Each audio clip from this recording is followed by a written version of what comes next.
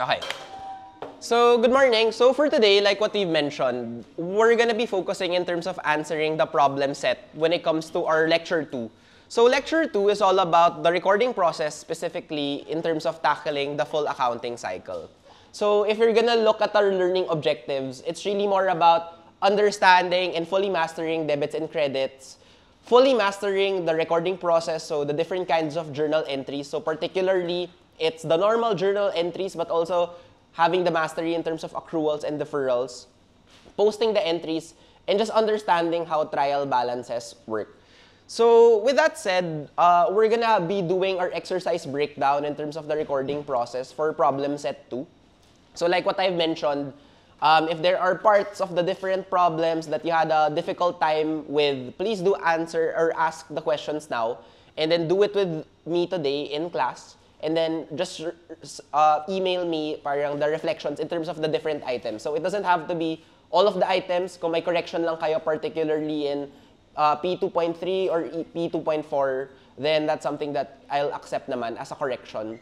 And you'll still get full points. So again, pasadahan lang natin once again, just so that we understand the whole concept together. So for the full accounting cycle, the backbone of it talaga is debits and credits, right? So again, what is an account? It's just the thing, it's the individual accounting record that we track in terms of the increases and decreases in terms of the specific assets, liabilities, and equity. And in order to track these increases and decreases, all we have to do is just take note of your debits and your credits. And that would mean different things, but it ultimately will affect your ending balance for the account. So before, in Lecture 1, we emphasized that assets should always be equal to liabilities and equity. But for every journal entry, for every transaction, and at any point in time, we should also be mindful that our debit should always equal our credit. So that is one of your signs that you're accounting correctly. And we said that in order for you to familiarize yourself in terms of ano ba yung normal balance of each of the accounts, you just break the expanded accounting equation into two sides. The left, the ones that have a debit normal balance, and the ones on the right, which would be the ones that will have a normal balance in terms of credit. And then, once you know the normal balance, if it follows the normal balance, it will increase that particular account. If it goes against the normal balance, it will decrease that account. So for assets, a debit will increase, a credit will decrease. But for revenue, a credit will increase, but the debit will decrease. And it's exactly this format that we're looking at, right? That is basically what we're testing in exercise 2.1. So basically, ang sinasabi lang would be, given the particular accounts, what's the normal balance, and then what's the effect of the debit or the credit. So how would you answer this particular question? So in exercise 2.1, the first thing is to just make a T account. So notes payable, rent expense, sales revenue, equipment, owner's capital, and owner's drawings. The next step is you identify the component. So let's first start with notes payable. So notes payable is what? Is it an asset, a liability, or equity? Liability. And therefore, since alam nating liability, we determine the normal balance. So notes payable is a liability. Therefore, the normal balance is a credit. So therefore, what will increase it is a credit. What will decrease it would be a debit. Next, rent expense. What's the normal balance of rent expense?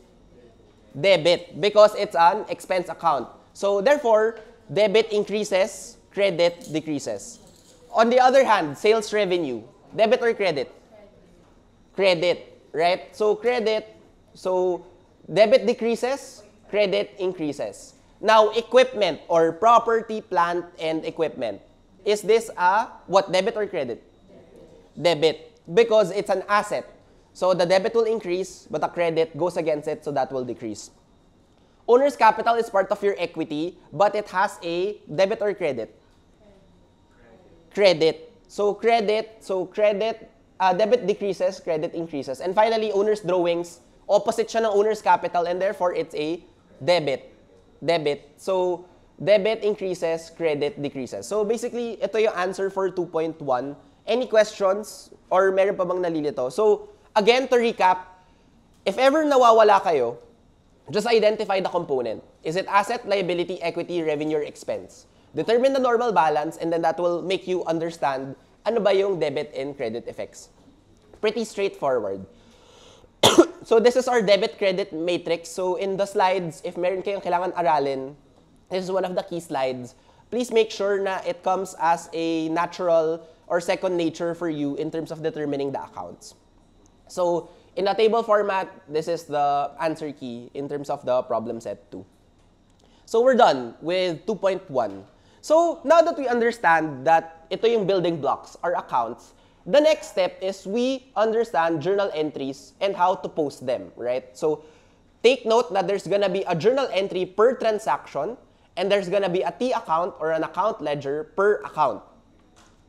So we now go in terms of the steps in the recording process. So particularly, we're focusing on journalizing the entries first and then posting to ledger accounts. So coming in from lecture 1, before, what we did was create an advanced transaction analysis. Honestly, for me, mas hassle siya than creating journal entries and posting. So what we're doing instead, which is basically what we're doing in real life, is every time there's a transaction, we create a journal entry. So entry ka muna per daily transaction, per event. At the end, what you need to do after, so you create the journal entry per row, per transaction, and then at the end, you're gonna make an account ledger or a T account, right? So yung account ledger is really what's being used in formal accounting. However, for for T accounts, this is basically your scratch paper solution. So this is easier to do. This is the formal version. So again, account ledger is the formal version of your T account. So please kindly take note then of those particular definitions. So now that we're clear, we're gonna take a look into creating the journal entries. So what are the things to remember? Number 1, the journal entry is your formal entry of a transaction to our journal. So whether that would be your general journal or your special journal. Second, always check that it's double entry accounting system. So true or false, there's only one credit or one debit per transaction. False. Because there's such thing as compound entries, right? The idea lang is your debits should always match your credit. So regardless kung ilan pa yung credits or ilan yung debits in per transaction, what you have to check is that your left side, your debits, should equal to your right side. And while parang we tried to memorize the debits and credits, the magic of that particular structure is that every time you make a journal entry, the debits and the credits will balance, and then magugulat na lang kayo by the time you're doing the trial balance, the time you're doing your financial statements. As long as your debits and credits are aligned, it will really preserve the integrity of the accounting equation of assets equal to liabilities and equity. So please make sure that you balance every transaction. So in 2.5, in the second exercise, it's really more of a warm-up. It's really to test lang more of, do you get how journal entries work, right? So ano ba yung effect niya on the accounting equation?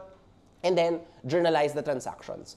So D. Castro is opening a bar consulting agency in April. So since kakabukas lang, the starting balance of your owner's capital is 0, right? So naturally, the first transaction would be, wala pang nangyayari, so mag-i-invest siya in terms of the cash. So what are the accounts affected? So invested 450,000 in cash, there's a giveaway. Obviously, cash is affected, right?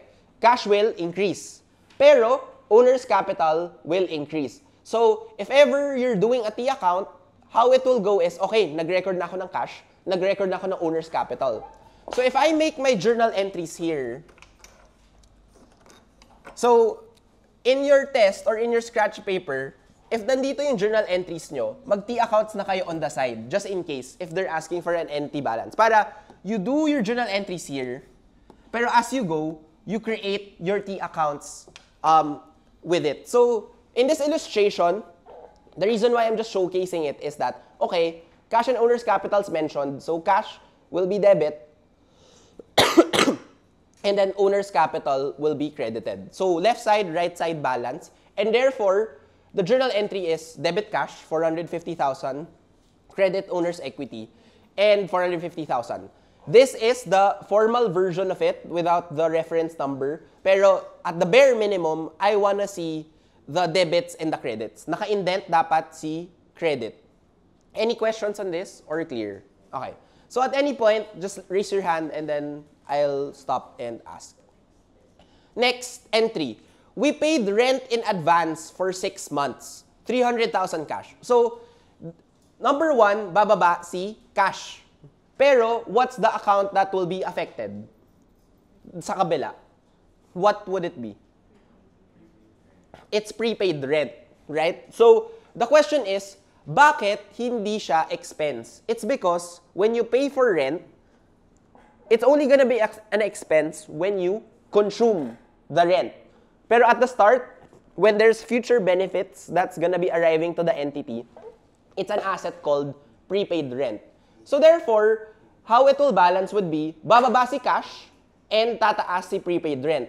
So given that they're in the asset side, bababa si cash is a credit.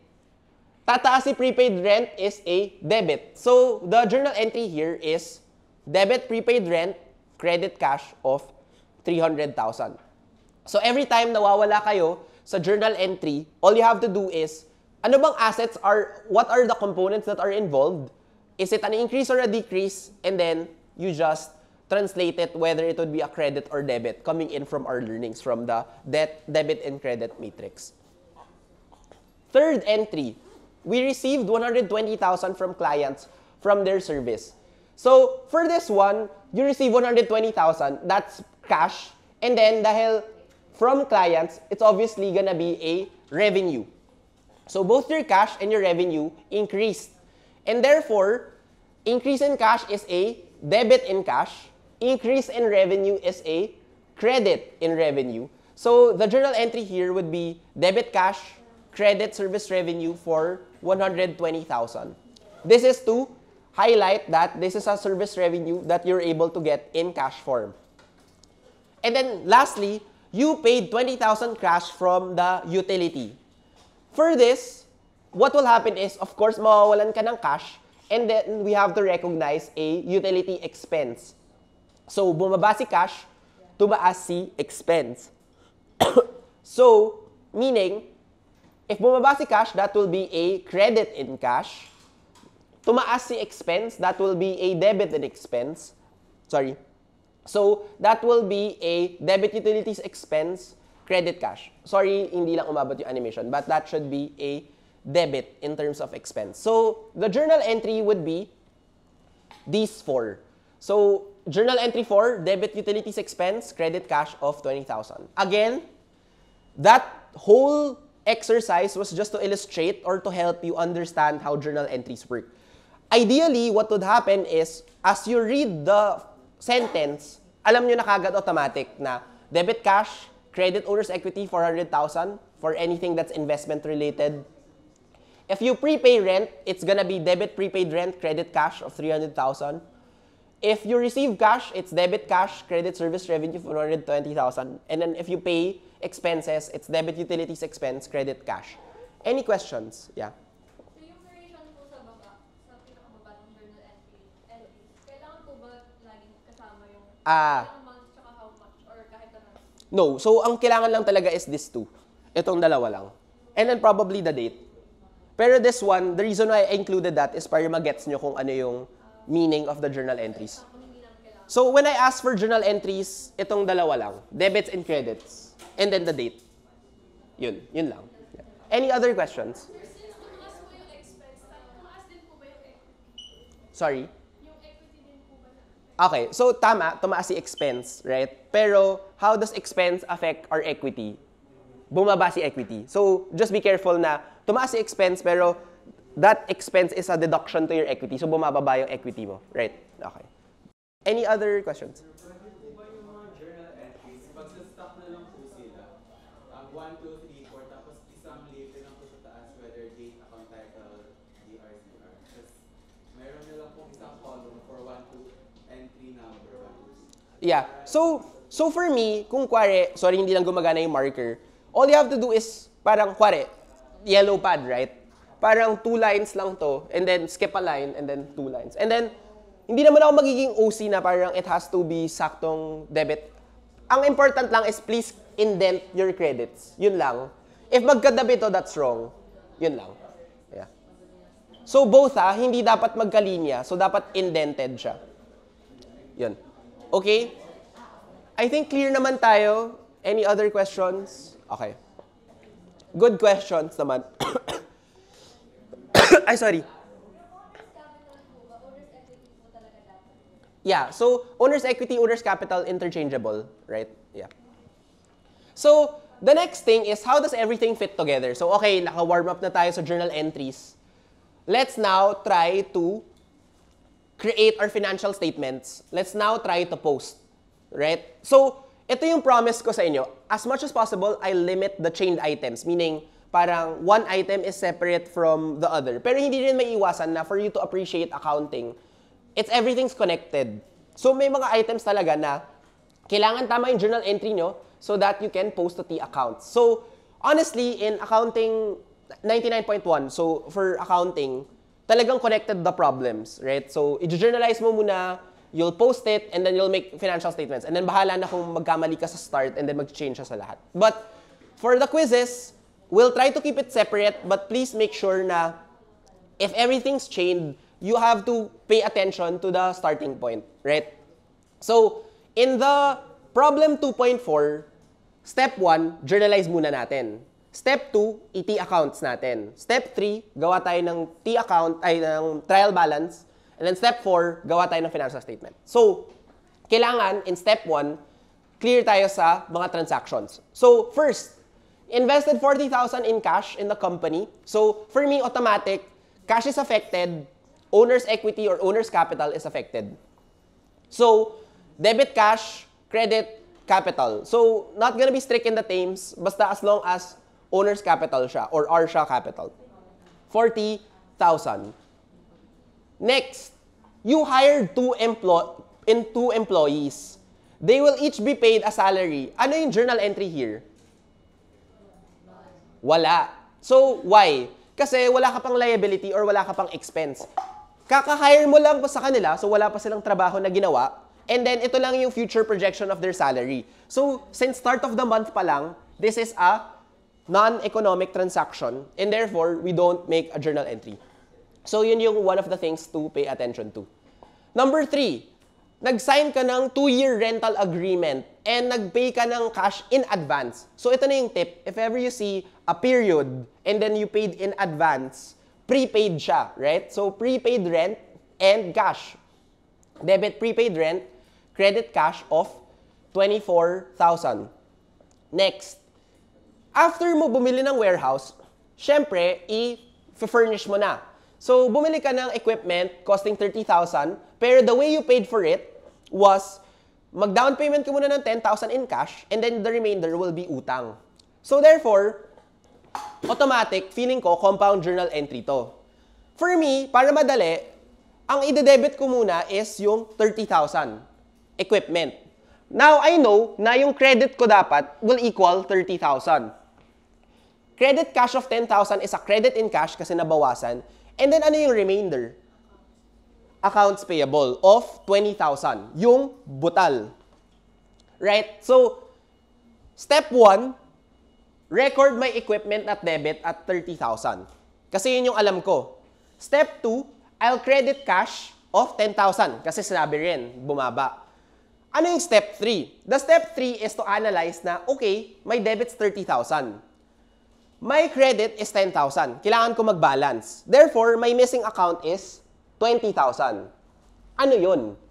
It's probably a liability na accounts payable. Right? Kasi utang siya.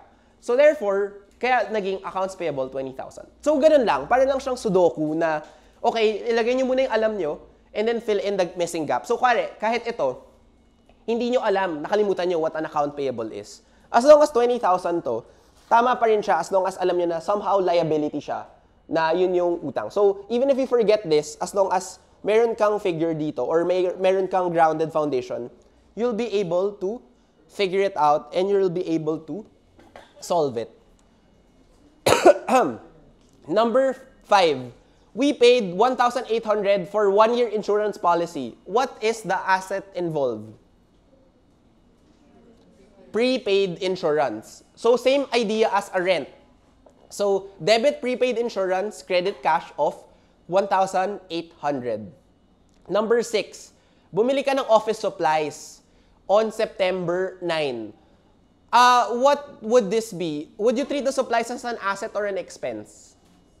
As an asset muna, right? So debit office supplies, credit cash of 420.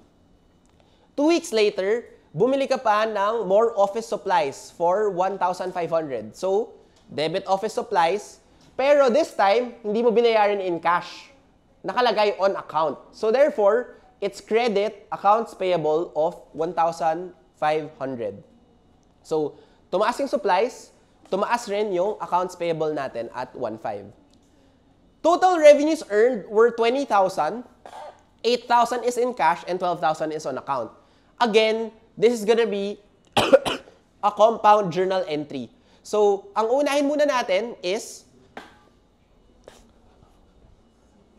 20,000 is your revenues. So, you will first credit service revenue kasi tumaas si credit revenue.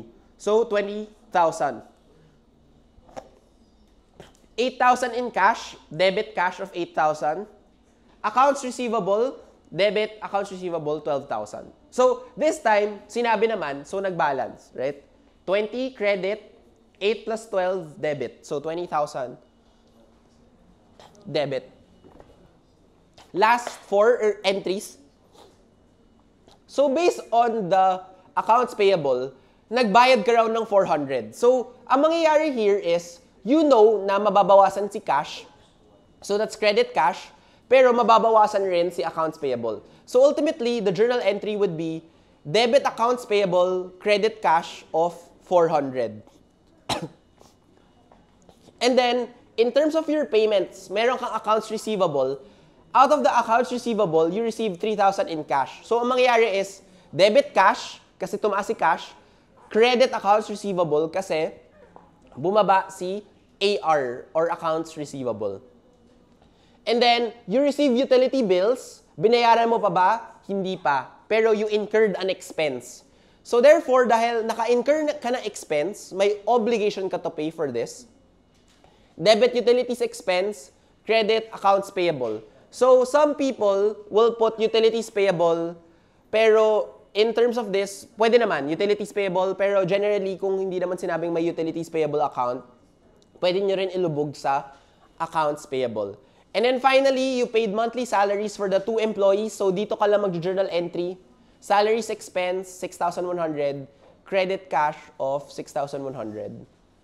So, in the 12 transactions, you have 11 journal entries because number 2 is no entry, right? So, any questions on any of the journal entries, clear naman. So, please make sure na from the nature of the transaction, you're able to create your journal entries. Step 2 is honestly just parang the hassle of just accounting, right? So, very procedural na lang siya. So, how do you do that is, all of these 11 entries, we're gonna post to the T account. Now, again, if journal entry is per transaction, the T account should be per account. So, ang gagawin lang natin is, we're gonna go back to each of the 11 and then create a T account depending on how the accounts come up. So, journal entry 1 muna tayo. For journal entry 1, it's cash and owner's capital. And then basically, debit cash of 40,000, credit owner's capital. So, ililipat nyo lang. Journal entry 2, merong bagong lumabas, prepaid rent. So, prepaid rent, so ililipat nyo lang, 24,000. And then yung cash, bumaba. So, that will be a credit of 24,000. For journal entry 3, ang dalawang bago na lumabas is equipment and accounts payable. So, si equipment tumaas, so debit equipment. Si cash bumaba, so credit 10,000. Si accounts payable tumaas, so that's a credit in your accounts payable. Number 4, prepaid insurance, bago ulit yan, but cash is the same. So, tumaas si prepaid insurance, debit 1,800, credit cash of 1,800. Journal entry 5, may bago na naman, office supplies. So, tumaas siya. So, debit 420 sa office supplies. Credit cash of 420. Journal entry 6, wala nang bago. So, bumaba lang tumaas si supplies. So, 1,500 debit. Credit accounts payable. So, tumaas si accounts payable ng 1,500. Journal entry 7, merong bago, which is service revenue and accounts receivable. So, basically, debit cash, so 8,000. Accounts receivable of 12,000. Service revenue of 20,000. So, that's a credit. And then last 4, so accounts payable tumaas, so that will be, accounts payable bumaba, so that will be a debit. Cash bumaba, so that will be a credit. Number 9, tumaas si cash pero bumaba si accounts receivable, so that's debit cash of 3,000, credit accounts receivable of 3,000. So, if journal entry 10, utilities expense and accounts payable. So, tumaas si utilities expense, so debit, accounts payable of 380. And then finally, salaries expense, debit 6,1, credit cash of 6,1. So, by here, meron na tayong mga journal entries. All you have to do is bring out your calculator and subtotal. So, subtotal everything. So, may 51,000 debit, may credit of 42,728. So, 8,280 is your ending balance. The rest are easier math computation. For accounts payable, you have a debit of 400 and a credit of 21,880. So, the final balance is a credit of 21,480. 1,800 yung prepaid insurance nyo. Office supplies is 1,920. Your accounts receivable went down from 12,000 to 9,000. Debit. Service revenue of 20,000. 380 of utilities expense. And then you have a salary expense of 6,100. Any questions in terms of this step? So, basically, by the time na tama yung journal entries nyo, it's all about procedure. May kati account, ilipat nyo lang, kopyahin nyo, and make sure that everything is on the right place. Finally, we're in the third step. We're done with the T accounts. So, after ng T accounts, i-check lang natin siya sa trial balance. So, please make sure alam nyo yung format ng trial balance. The format of the trial balance would be the name, and then, like the balance sheet, it's at a specific point in time. So, kung kware, this ended in December 31, kailangan it's the date itself. So, as of December 31. And then, the main purpose of a trial balance is to show you lang that your debits and your credits are equal. So, step 0, we have to understand our trial balance format. The format is name of the company, Hyrule Services, the name of the tool, the trial balance. As of September 30, 2022, the date. As of, hindi siya for period ending. Next question. Are trial balances required? The answer is no, it's not required. It's a tool to make sure lang na ang dami kong ginawa for the month. Para masisira ulo ko pag pangit siya sa financial statements. So, step 1 is, ita-trial balance mo lang siya as a preventive tool na if ever may nagkamali kayo, hindi magbabalance yung debit and yung credit nyo. So, that's basically the tool, right? So, ano yung format? After the headers, you just have 3 columns. Your account, your debits, and your credits. And then at the end, you're just gonna prove that my debits are equal to my credits. So, step 1, this is your format. Step 2, you list all the assets. Since we're not yet parang taking a deep dive for each of the asset accounts, I won't be strict in terms of the arrangement. Pero please take note na my ideal format is based on liquidity. So again, liquidity means how close is the asset turning it into cash. So when we list down our assets, we start with the most liquid, cash. So kokopyahin nyo lang. Cash is 8,280. The next liquid is accounts receivable. Why? Because accounts receivable is may utang ka sa akin na 9,000. Para maging cash siya, all I have to do is sisingilin kita. Right? So it's the second most liquid. So 9,000 accounts receivable. The third most liquid is office supplies just because pwede nyo siyang punta ka sa Shopee or whatever and then ibebenta mo lang yung brand new nyo. So 1,920. All of these are debit because assets are in the natural debit form. And then the next liquid are your prepaid things. So prepaid insurance and prepaid rent. So these are interchangeable. 1/8 prepaid insurance, prepaid rent of 24,000.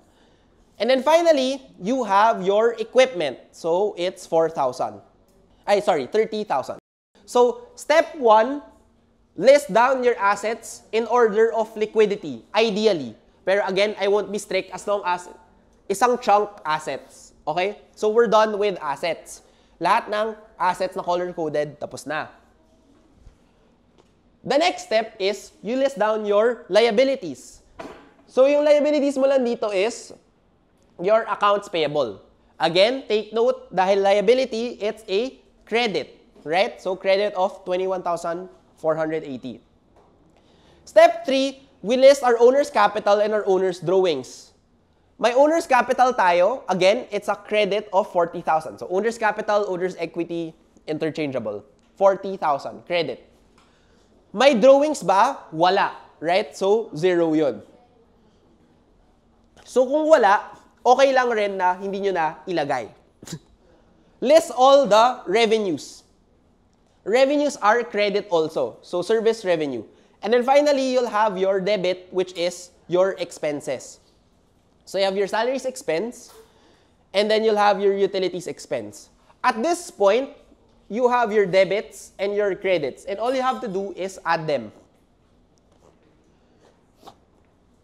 You check balance. So 81,480 yung sum nito, 81,480 yung sum. Any questions on trial balance? So again, very procedural. Start with the format, assets, debit, credit. List all of your assets. List all of your liabilities, owner's capital, owner's drawings, revenues, expenses. It's the same expanded accounting format. Binaba nyo lang here, right? Ito lang yung ginawa nyo lang sa accounts.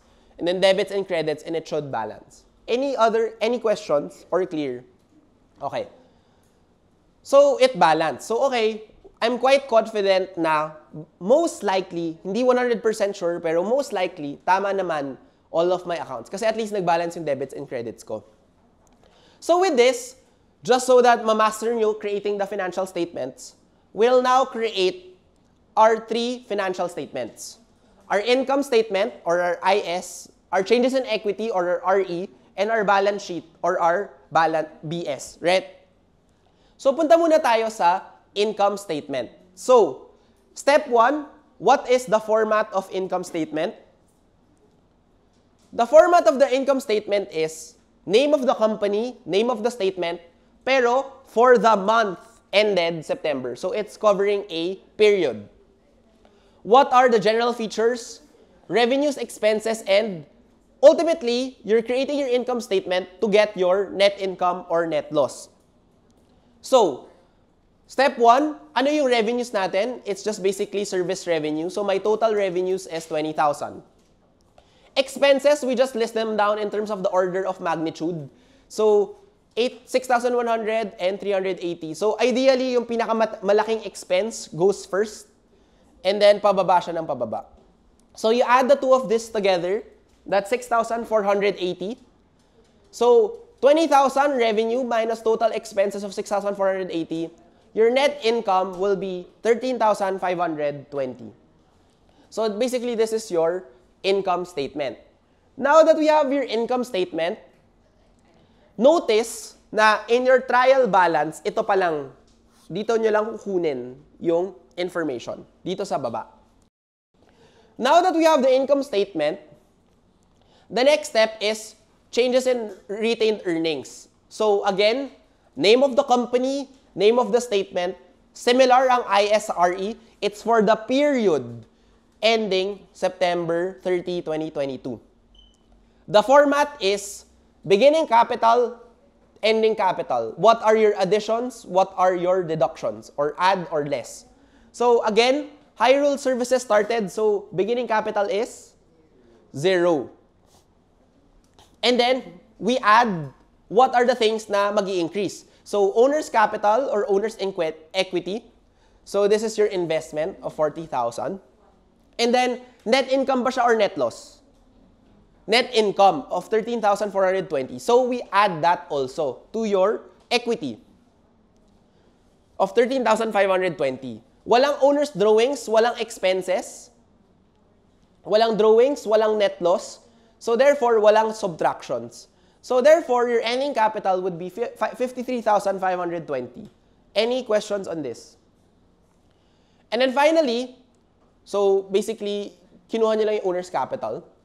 And then finally, we go to the balance sheet. So balance sheet, ang kapartner niya is your trial balance. So in the sense that, name of company, name of the statement, as of. So it's at a point in time of September 30, 2022. And then it's basically assets, liabilities plus owner's equity. So assets, we list down in terms of liquidity. So cash, AR, office supplies, prepaid insurance, prepaid rent, equipment. Your total assets will be 75,000. Your owner's equity is 53,520 already because alam natin yun from our changes in retained earnings. And your accounts payable is 21,480. So your total liabilities and equity is equal to 75,000. And at this point, balance lahat. And basically, the Hyrule Services just highlighted the stage 2 of accounting cycle. You journalize, you post, and then you create your financial statements and your trial balance. So, at this point, alam na natin na, okay, the formal entry of a transaction is your journal entry. And then, we have our T accounts, pero alam natin that the formal version of the T account is your account ledger. And then we know na in how real accounting works, rather than T accounts, we put all of these into ledgers. That looks like this. So for appreciation purposes. And then we also master the trial balance that lists of accounts and balances at a specific point in time. So the income statement usually is on the bottom side. Changes in RE would be in the ano, and then the top would be your balance sheet statements.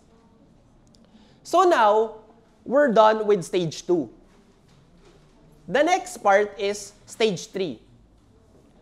Ano yung mga mahihirap na accounts in terms of adjusting the accounts? For stage 3, the idea lang naman here is for you to understand that financial statements affect different time periods, right? And how to account for that is through the help of our adjusting entries. So, again, what are adjusting entries? Adjusting entries are required. And then, it is usually done at the last day of your accounting period. So, if my accounting period ends at September 30, 2022, I have to make my adjusting entries at September 30, 2022. We do this so that we can uphold our revenue and expense recognition principles. So, the way that we recognize our revenues or expenses, meron siyang mga timing differences. And at the last day of your accounting period, that's the time you're gonna be adjusting them. So, ano yung reason why we have to create our adjusting entries? Because sometimes, hindi up-to-date yung information nyo at the end of the accounting period. Some events parang are not recorded daily. So, two-time consuming events. So, for example, I got to rent this classroom for 30,000 pesos for 30 days. So, at the start of the accounting, what I'll do is prepaid rent, 30,000, credit cash of 30,000. If I had to be strict about it, what I need to do is every day na ginagamit ko to, i-recognize ko na may expense akong nakukuha. So technically, if it's 30,000 for 30 days, yung expense ko per day is 1,000. So ang alternative is, day 1, rent expense, debit, credit, prepaid rent, 1,000. Day 2, rent expense, 1,000, credit, prepaid rent, 1,000. Every day, gagawin ko yun. Sobrang hassle, right? So therefore, instead of doing 30 entries, let time pass, and then at the end, pag na-consume ko na yung full 30,000, at the end of the 30, that's when I'll record it, right? So this is the one reason why we make adjusting events. Another is, some events are not journalized during periods. So, minsan, merong nag-expire with the passage of time, like insurance, or some items may be unrecorded. So, meaning, kakatanggap mo lang ng Meralco bill mo, hindi ka naman nagbayad ng cash. So, some of these things might not be recorded in terms of your trial balance. And therefore, dito na tayo papasok in terms of your adjusting entries. So, for adjusting entries, there are two major classifications: your deferrals and your accruals. So, deferrals are what we call prepayments. So, what happens is, cash now, revenue expense later. Kaya siya dine-defer. Dine-defer mo yung recognition of your revenues and your expense. So, again, deferrals are your prepayments. What happens now is you either receive or you pay cash, and then you defer the recognition of your revenue and your expense. The opposite happens in your accruals. In accruals, you accrue the revenues and the expense now, pero yung cash effect happens later. So in accruals, whenever you incur something, you recognize your revenue or your expense, and then later mo na i-receive yung cash or your pay the cash. So, punta muna tayo sa prepayments or sa deferral. So, prepayments are cash now, may binayad ka, pero you will defer the recognition of your revenue and expenses. So, ano yung mga classic examples? Supplies, prepaid rent, and equipment, all of them are prepaid expenses. What will happen is, initially, ititreat mo muna lahat as an asset. Kasi wala ka pang kinukonsume. As time passes by, you will eventually recognize a portion of the asset to be expensed. Yung portion na na-consume mo. So, your initial entry is recognizing an asset. Your adjusting entry, which is the more important one, is consuming a part of that asset and then transferring it some to your expense. Right? So that's your example of your prepaid expenses. On the other hand, you also have unearned revenue. So ang mangyayari is, kuwari, I wanna pay someone to tutor me in accounting. Gusto niya, magbayad muna ako ng 800 pesos upfront. On his end, naka-receive na siya ng cash, pero he hasn't rendered the service. So may utang siya, may liability siya. So the initial entry is they recognize the liability. What we need to adjust is a portion of that obligation is actually turned into revenue, right? And therefore, that would be the adjusting entry for unearned revenue. So, pag deferrals, it's just prepaid expenses, prepaid insurance, supplies, and unearned revenue, right? So, ito lang yung kailangan nyo tandaan. Para hindi kayo malito, always take note na meron tayong initial entry and all we're doing is adjusting the initial entry. Next is your accruals, your cash later, or your different incurrences. So ito, mas madali siya, honestly. Meaning, wala ka naman prior initial entry, pero magre-recognize ka lang ng revenue. So kung may accrued revenue ka, all you have to do is to take note of the asset and the revenue affected. Same with accrued expense. Kung may interest or salary, kahit wala pang cash, we have to record the expense and the liability. Right? So you have your adjusting entry and your deferrals and accruals. So in the next exercise, all we're doing is testing your mastery. So out of all the 6, just name the type of adjustment and then the accounts before the adjustment. So let's go to number 1. Out of the 6-month prepaid rent for their space in Night City, the company has realized 1 month worth of rent worth 30,000. Step 1, cash now or cash later. So, did we spend cash now or cash later? It's cash now, right? And now we're gonna recognize the expense. And therefore, if it's cash now and recognize an expense later, it's a deferral. We deferred the recognition of your expense. Therefore, anong specific deferral to? It's prepaid expense. And therefore, before the adjustment, your assets is overstated and understated. For me, dahil overstated yung assets mo, kasi hindi naman nang buo yung 30,000, and therefore you have to recognize your expense. It's understated. So before your adjustment, your assets overstated, your expenses understated. So all you have to do is reduce your asset, so that's going to be a credit in asset, and then increase your expense. That's going to be a debit in your expense. So that's basically the answer for number 1. It's a prepaid expense, and then the adjusting entry would be debit expense, credit asset. Any questions on this? So debit rent expense, credit prepaid rent of 30,000. Next, may salaries kayo to your 2 employees worth 22,500 each. One of the things you have to pay attention to would be the vocab. Common mistake is 22,500, kala nyo, it's to the both of them already. Pero semantics, it's each. So you have to multiply twice. So one of the things to take note of. Given this, we do the 4 steps. First, identify cash now or cash later. Obviously, since unpaid, this is gonna be cash later.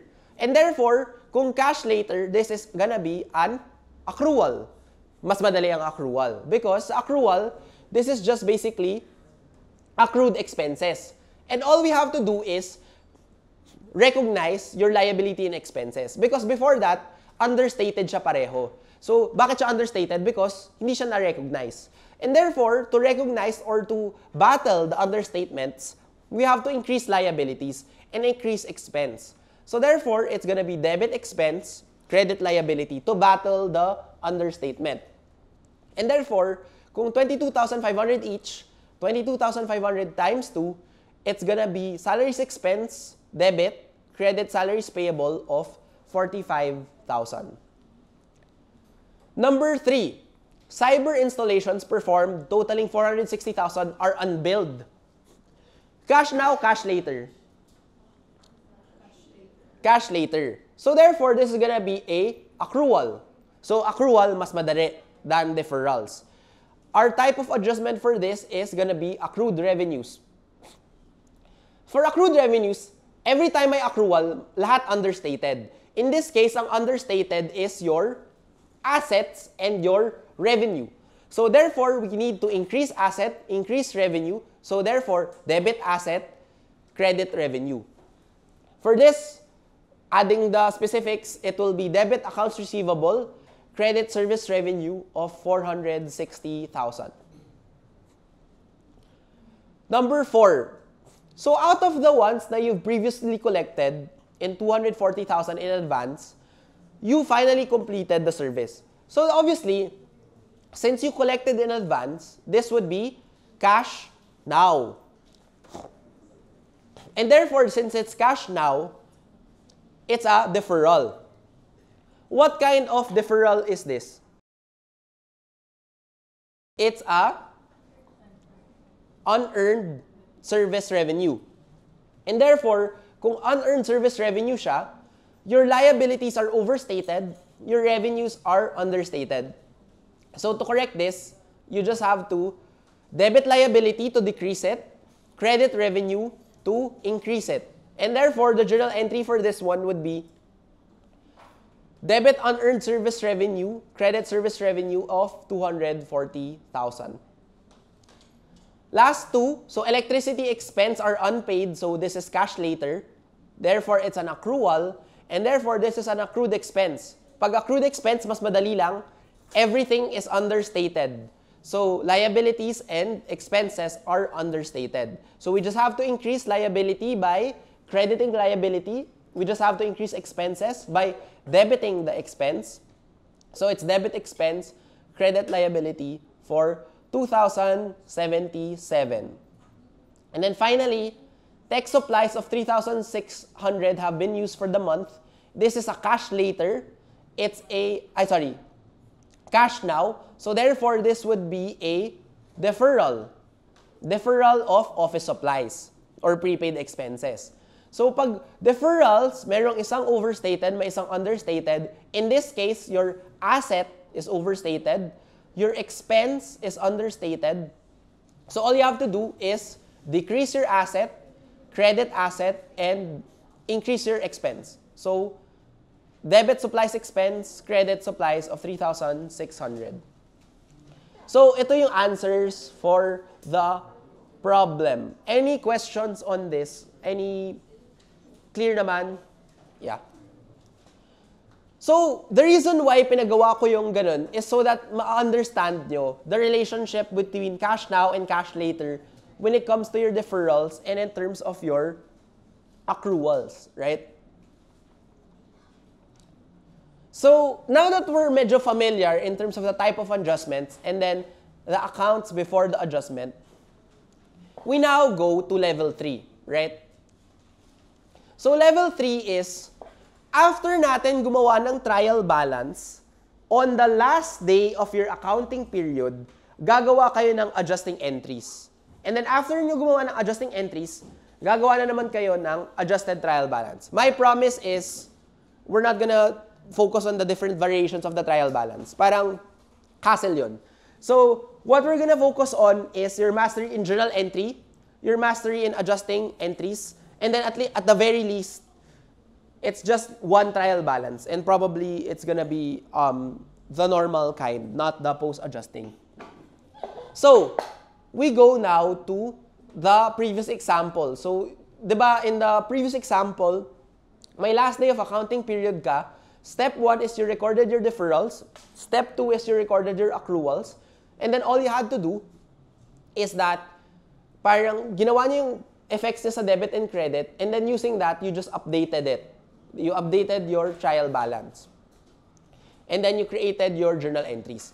But for this, for exercise 3.15, my focus is for you to understand the adjusting entries and then pag-practicean nyo lang how to create the adjusting trial balance. So let's begin. On June 1, Summoning Salt bought a 1-year data policy for 1,800. So first is, identify muna natin what kind of accrual or deferral this is. Prepaid insurance is a deferral, right? So we have to understand the initial entry. On June 1, may initial entry ka of debit prepaid insurance 1,800, credit cash of 1,800. Step 1, understand niyo muna ano ba yung initial entry. So in prepaid insurance, yung 1,800 is purely an asset. Now, we're at the end of the period. So June 1. The end of or the last day of the accounting period is December 31. So we have to count ilang months yung nagpass. June, July, August, September, October, November, December. 7 months, right? So 7 months, out of the 12-month insurance policy, 7 months worth will be needed to be recategorized as an expense. Kasi na-consume mo na 7 out of the 12, right? So how do you do that? The math is, you paid 1,800 for 12 months. So 1/8 divided by 12, per month, your insurance expense is 150. Ilan yung total expense that was covered for the period? From June to December is 7 months. So 150 monthly insurance expense times 7, your total expense would be 1,050. So how will that look like? So at the start, on June 1, pure asset siya, 1,800. At the end of the period, 7 months worth of insurance have turned into expense. So na-consume mo 7 months worth of insurance, totaling 1,050. The remaining is still an asset kasi hindi mo pa nagagastos yung 5 months of your insurance. So on your last day of accounting period, you have to create an adjusting entry. We have to recognize 1,050 of insurance expense and then kailangan natin babaan yung prepaid insurance by 1,050. So therefore, our adjusting entry number 1 is debit insurance expense 1,050, credit prepaid insurance of 1,050. So from treating it as a pure asset, we recognize a partial consumption of your expense worth 7 months. Please note, be careful about the dates. If this is June 30, ilang months na lang yun? 6. So be careful. Ilang months ang May 30 to December 31? 7 months. So, please be careful on the dates. So, kung 30 to, this is 6 months. Pag June, this is 7 months. So, even ako now, bibilangin ko talaga siya. So, be careful on this. Kasi kung mali to, mali na lahat. Right? So, please be careful of your months. Next, we secured 5 months rent in advance. Honestly, this is the same exercise. Instead of insurance, rent naman. So, the initial entry is, nagbayad ka ng 6,500 for 5 months worth of rent. So we now do the assumption. Today is the last day of the accounting period. At the start, on September 1, pure asset siya of 6,500. Now we count to the last day of accounting period. September, October, November, December. So 4 months worth of rent was consumed. So 4 out of the 5 of the 6,500 have been eaten up. So how do we solve for the expense? 6,500 is the total money that you spent. Covering how many months? 5 months. So step 1, get your monthly rent expense of 1,300. So 6,500 divided by 5, 1,300 per month. Ilang months ulit yung na-consume natin? September, October, November, December. 4 months. So therefore, 1,300 times 4, 5,200 out of the 6,500 should be recognized as an expense. Therefore, how will that look like would be 1,300 yung monthly expenses mo. September, October, November, December, lahat yan expense. The remaining one for January, yun na lang yung magiging asset. And therefore, we have to reduce the 6,500 by 5,200, which will then give us debit rent expense, credit prepaid rent of 5,200. So, palagi, if you're dealing with prepaid insurance, prepaid rent, your adjusting entry would be to lower the asset and recognize a corresponding expense. So, it's debit rent expense, credit prepaid rent of 5,200. Any questions on that? Clear? Okay. Number 3 is gonna be an example of your unearned service revenue. So again, deferral ulit siya. So how it happened is, binayaran ka ng 3,600 in cash for you to produce a video each month, right? So 9 videos in total. At the start, wala ka pang na-produce na video. So lahat yun utang, hindi siya revenue that you have to earn. So USR, yung shortcut natin of unearned service revenue, this is a liability. So again, USR is a liability. Now, what will happen is, at the start, yung 3,600 na pera mo, lahat yan utang. May obligation ka to create 9 videos. However, at the end of the accounting period, which is December 31, from September to December, the assumption is you made a video. So, ilan? September, October, November, December. So out of the 9 videos that you were supposed to give, 4 of those you've actually earned na by the last day of accounting period. So same strategy, 3,600 yung buong amount for 9 months. 9 months. So 3,600 divided by 9, per video that you create per month, that's 400. Since from September to December, you were able to do 4 videos, technically you've earned 400 times 4, 1,600. So, when you break that down, 4 months worth, or 1,600, should be recognized as revenue, and then the remaining would be liabilities. So, ang adjusting entry mo lang dito is, you will lessen the liability by 1,600 by recognizing the corresponding service revenue. So, debit unearned service revenue, credit service revenue of 1,600. And then number 4, medyo mas madali because it's just prepaid cleaning. So, alam na natin yan. So, similar with prepaid rent, prepaid insurance, all you have to do is calculate how much yung na-consume nyong expense. So, you paid 2,000 pesos for 2 months on November 30.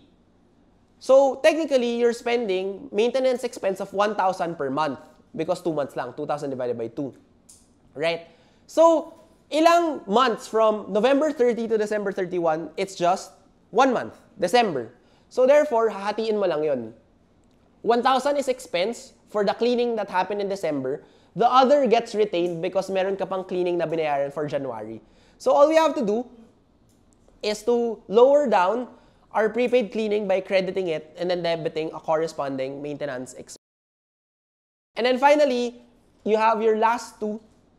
So, on December, you received 1,500 in advance. So, unearned service revenue ulit yan. So, it's just basically a practice for you. Pero sometimes, it won't tell you how many months have passed, right? It's gonna tell you that ano yung amount that has not yet been released. So, when it comes to this, what we're analyzing here is that, okay, 1,500 yung buong obligation ko. At the end of the period, 475 remains unearned. Therefore, how much yung na-earn ko? 1,500 minus 475 is 1,025. This is what I need to adjust. From the 1,500 na total liability, I was able to earn 1,025. And then remaining na lang is 475. So ito yung i-adjust ko. I will lower my 1,500 down to 475 by debiting unearned service revenues of 1,025 and crediting service revenue. So at this point, meron tayong initial journal entries and then meron tayong adjusting journal entries, right? And then all you have to do is to post to your T accounts. So basically, you're posting to your T accounts. We already discussed how to do this. And then yung adjusting journal entries nyo, same lang. So, i-offset nyo lang. Basically. And then you'll get your ending balances. And then after your ending balances, you just go through basically everything na. So, at the end, you're just gonna be closing the books. So, we're done with normal entries, we're done with adjusting entries, and then finally, as a review, we're closing the books. So, after nung adjusting entries, we need to close the books. So, how do we do it again? We close our temporary accounts, meaning our revenues, our expenses, and our owner's drawings. And then lahat yon ilalagay natin to the permanent account under owner's capital. So this is just review, right? So how do we close temporary accounts? Same way that we close our income statement. So yung income statement, we close our income and our expense to net income. And then from net income or net loss, we close that to ending capital, right? So in order to do that, there are 4 closing entries you have to keep in mind. So, zero out your revenues, zero out your expenses, zero out your owner's drawings, and then zero out your income summary. So again, step 1, close your revenue accounts and your expense accounts. Right, so ito yung itsura. We have revenues currently at a credit, and then we have different expenses. And then all we have to do is look at their final entries, 12,800 and 9,894. What we want to do is zero out revenues. So kung credit siya, we need a matching debit, 12,800, credit income summary. So that's your journal entry 1. Zero out your revenues by doing debit service revenue, 12,800, credit income summary of 12,800. Next step is close expense accounts. Pero ang difference yan is for every expense, we have to close it. So we match.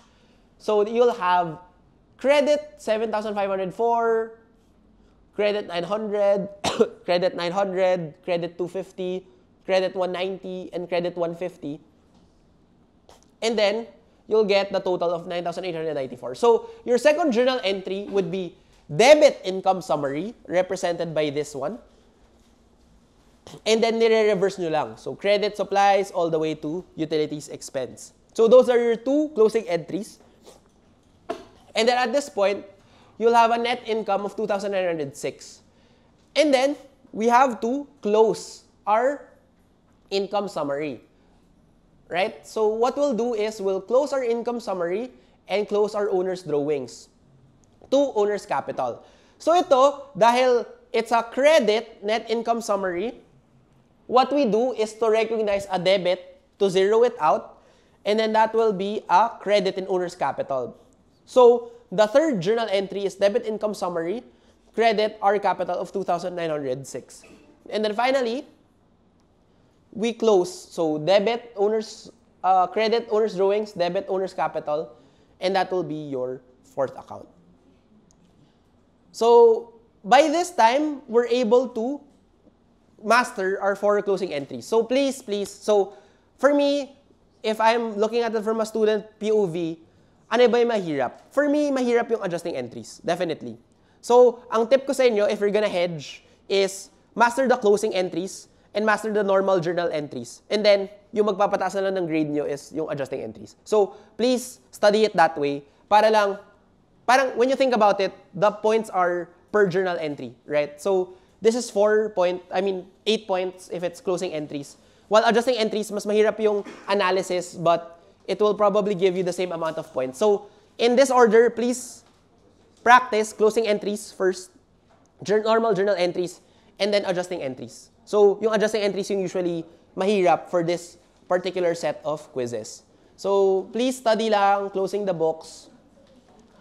And with that, we're able to close everything in the post-closing trial balance. So, please, aralin nyo lang rin. Dapat hindi na kayo nalilito dun sa accounting cycle. But basically, we've gone through the whole portion. Any questions on this?